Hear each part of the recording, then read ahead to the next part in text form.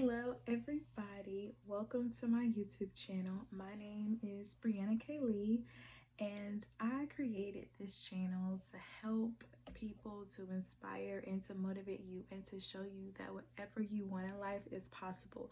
You can truly do all things with God. I am a living testimony of that. And during this series, I am just going to share different topics that God puts in my spirit to share with you all, things that I have been through, to help you, to guide you in order to becoming the very best version of yourself.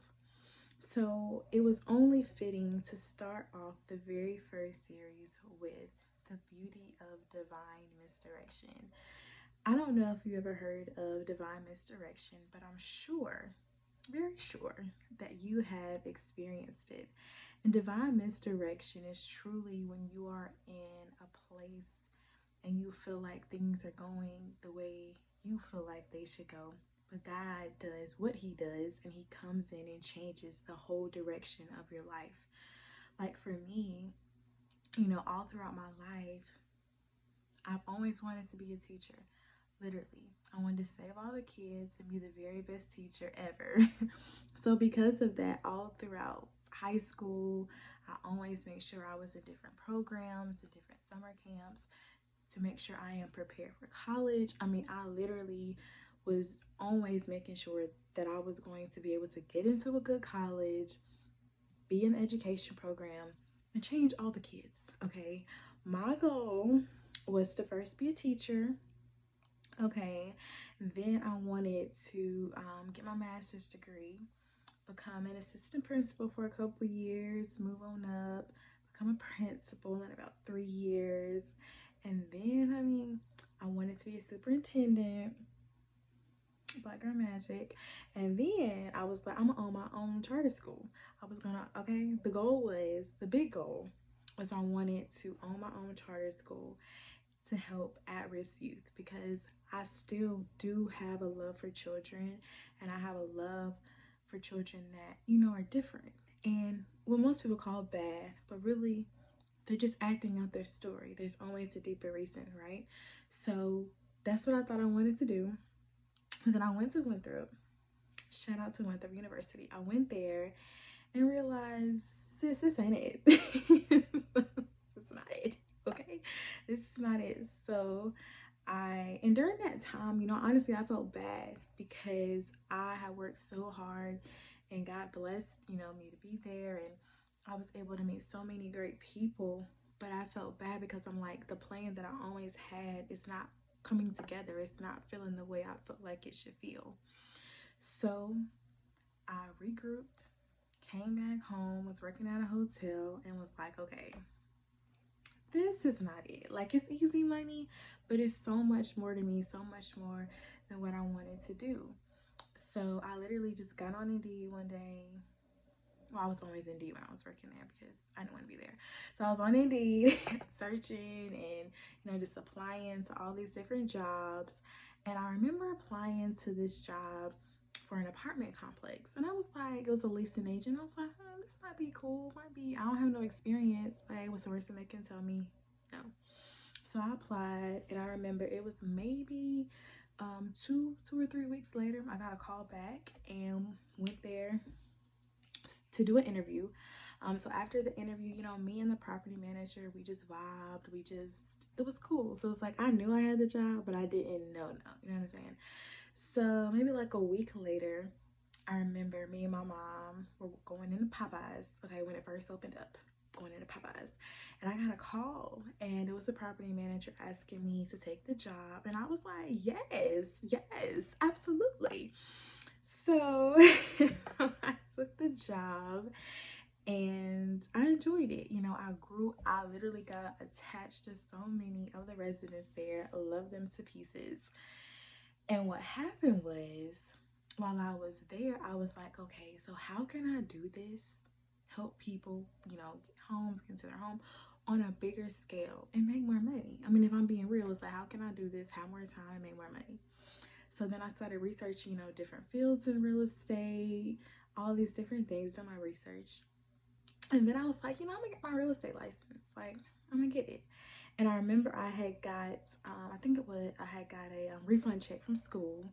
So I was like, I'm gonna take this refund check and I'm gonna get my real estate license. So that's what I did. And literally, I would go to work from like, I think it was 8:30 to 5:30 and have to be in the courses from 6 to 9. And I did that for a few months, got my real estate license. It was cool. But what happened was, this is the kicker. So the company I was working for was going to downsize. So it was two apartment complexes near where I was going to be. I mean, where I was already working there. And the property manager was working out of both. And so, you know, they loved me. We were doing great numbers together. And they were just like, okay, so we're going to combine offices.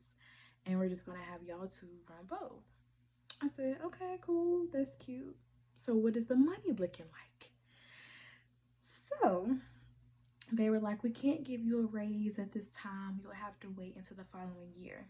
Now, mind you, this was October, hence this is October now. October is my month for new beginnings, okay?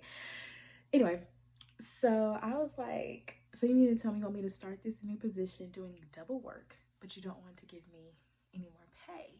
This is not adding up when you clearly have a salary for this position at the beginning of the year. And they were just like, no, we don't have the funds, yada, yada, yada. And so I was just like, well, if you don't have the funds, I can't do the job, sweetie.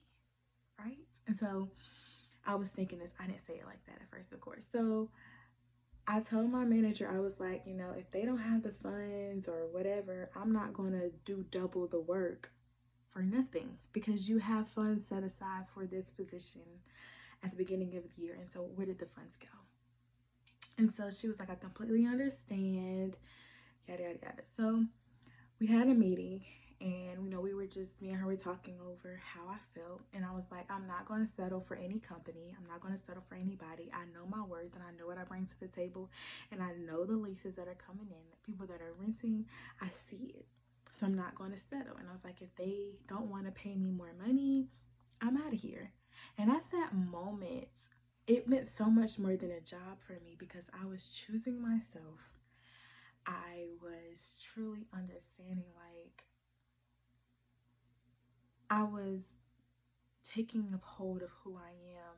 And I remember when I was like 12 years old, I remember looking in the mirror and promising myself that I will never settle, that I will always go above and beyond to make sure that I love me and that I'm taking care of me because I seen struggle all around me. I seen survival all around me. And that's what I grew up with. But I always wanted to make sure that my life was different. So in that moment changed how I moved for the rest of my life. Okay. So, long story short, I ended up, of course, not staying there. So I stayed there a month after to train the new girl. And after that, that was it. Like I was literally on faith. And here we are. So I had got a job at a plant for 2 days. Could not do it. I do not recommend. I'm not a plant girl. Nothing wrong with it. That's just not the calling for me. Right. And so during this time, I'm like, wait, what am I going to do? You know, just trying to go back and forth. So I ended up going back to school at Greenville Tech to for business. And the thing about it is, I wanted a degree because I felt like a degree helped make you a better person. It helped define who you were. And that was always important to me. So when I went there, it was not it. Because I was moving not in God's will. I was moving because that's what I wanted to do. And I found myself stuck. And I found myself going through one of the most hardest times of my life because I was moving out of God's direction. Because I wanted to do what I wanted to do. I loved school. I love college. I love education. But God's plan for me was so much bigger. And so I think that sometimes we can get in the way of God's plan, of God's direction, because we have our plan and we have our thing that we work hard for. So I think that it's important to take a hold of who you are and understand whose you are, because it's not easy. But it's so important that you embrace your journey. You embrace what makes you you. You embrace the thing that keeps you going. Because one thing I know for sure is that God will never, ever misguide you, misdirect you. He sets everything in place divine, divine connections, divine alignment. God is guiding, He has all power. And I just want you to know, like, no matter what you're going through, no matter your situation, no matter if you feel like it should be another way, things happen for a reason. And when you get out of alignment with God, I'm telling you, it's not fun. It's hard. It's long. But being in God's timing, being in God's love, being in God's protection is so much more secure, because the thing about it is when you go through your process with God, you have that power, you have that strength to keep going. And even though when it doesn't make sense, He makes ways, He sends confirmation. So I want you to know that you keep pushing, you keep going, and girl, it's one day it's all going to make sense. And I know that's so cliche, but I'm living that testimony out for my life now. It's all going to make sense. We do not go through things just to go through it. We go through it to learn and to be able to be a mouthpiece and be able to be a vessel for somebody else. So I challenge you, keep pushing, keep going. And even when things don't go the way you think they should go, I promise, I don't promise too many things, but I promise you it's going to be okay. And I promise you that one day it's all going to make sense, and you're going to understand that the misdirection is the thing that truly saved your life. It's going to save your life. Misdirection is going to put you in a place and bring you to a whole nother level that you never thought you would be in. I'm telling you, I am a living witness, okay? So you embrace things being different, embrace the unknown, because that, I'm telling you, is going to make your life so much better. It's going to bring the rainbows and the butterflies and the sunshine when you embrace who you are. You embrace who God called you to be, because you are different, but you are needed in this world. Okay, so please have a great day, stay inspired, and know that I love you, and I'll talk to you soon. Bye.